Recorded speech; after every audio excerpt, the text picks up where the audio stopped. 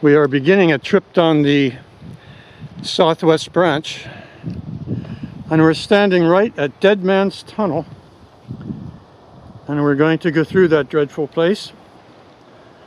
Not so dreadful anymore.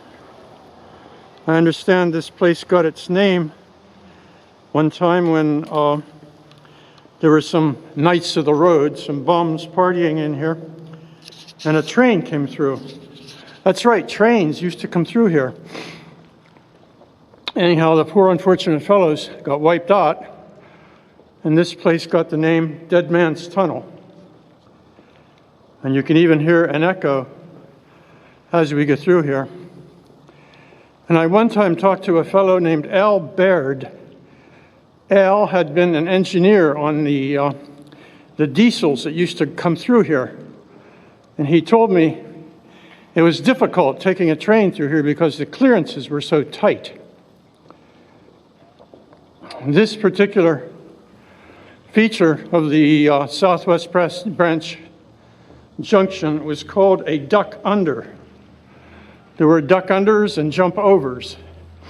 They were ways to avoid congestion at a very busy intersection. And this was one of the busiest intersections on the main line once upon a time, because all of the coal and coke coming from the Connellsville coal region was at this point shipped onto the main line. And as we look around here, it's this beautiful, nice sight. And the railroad tracks aren't even here anymore. What we're going through is the roadbed right under my feet of one of the branches of the Y, a W-Y-E. That's a railroad track configuration that's used to do the intersection when a oncoming track meets perpendicularly, more or less, the another one. And here we have the intersection of the Southwest Branch Railroad and the Pennsylvania Railroad main line. And as we come down this stretch, which was part of the Y, the eastern part, I would like to turn around and show you some things, but we have this great big building to our right that pretty much gets in our way.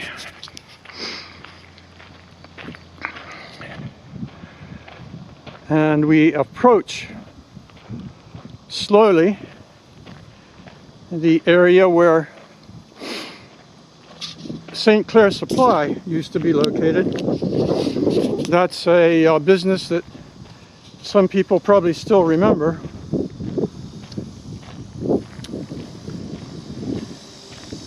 St. Clair Supply was not the first thing here. In the late 1800s, there was a operation called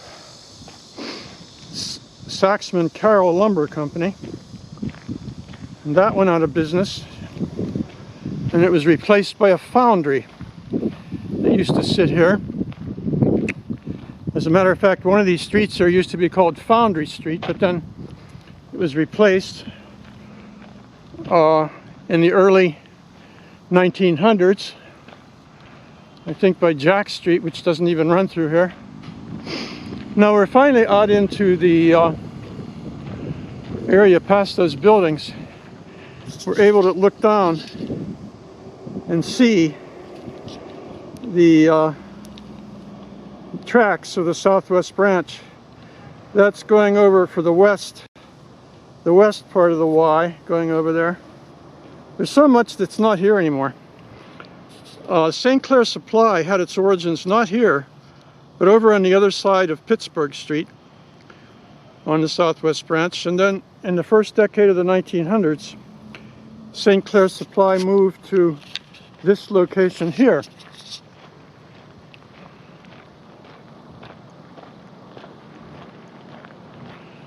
And as we go down the tracks, there are just a few things to talk about.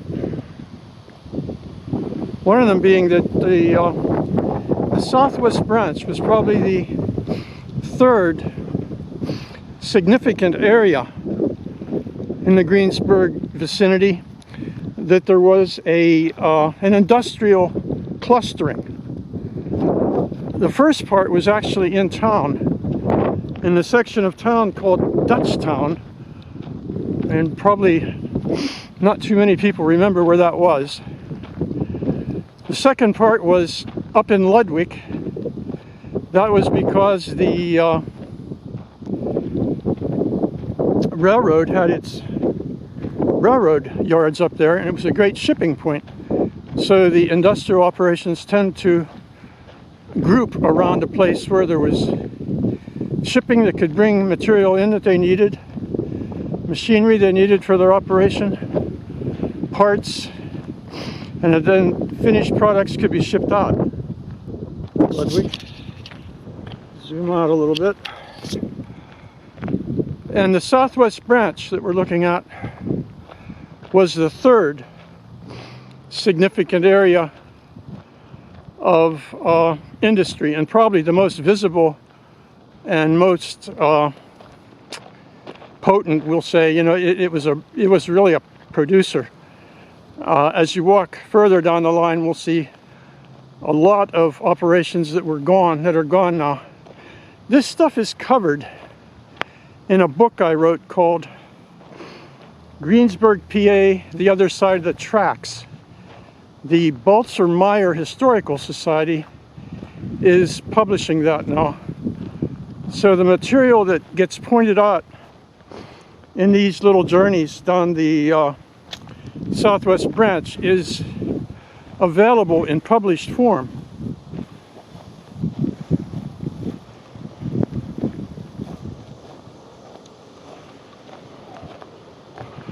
We are approaching something here that was once a sort of the heart of things in this area. It was a railroad station. This is George Street we're looking up now. We're looking up George Street. This part of town was once called East Greensburg. It was once an independent political entity separate from Greensburg itself. And in 1905, it joined the larger town of Greensburg. And where we are now is where the East Greensburg Railroad Station used to sit. There's still a bit of disturbance in the soil you can see here that shows you where, if you would dig into that, you would probably find some interesting archaeological artifacts. And we're approaching the bridge that takes the southwest branch over East Pittsburgh Street.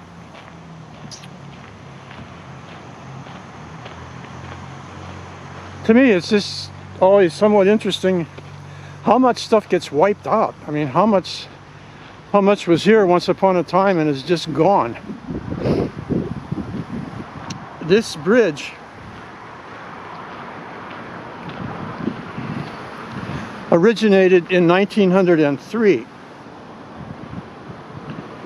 We know that the southwest branch was finished in 1873. Now, just take a look where we're at. There's that little shopping center. And since the branch was finished in the early 1870s, we know that this was not the first bridge that was here. There was another way of going over. As I look down at these houses, I recall one of these, I think the second one down, was one time owned by the railroad. Why the railroad had a house here, I could only guess. Thing was, it was a very busy intersection, and they may have needed a place to let crews stop and to stay overnight to get ready for taking another train out. That's only a guess. I don't know, but I do know that the railroad owned one of those houses, and I think we're gonna cut short this piece right here. It's pretty noisy out here, and say so long until next time.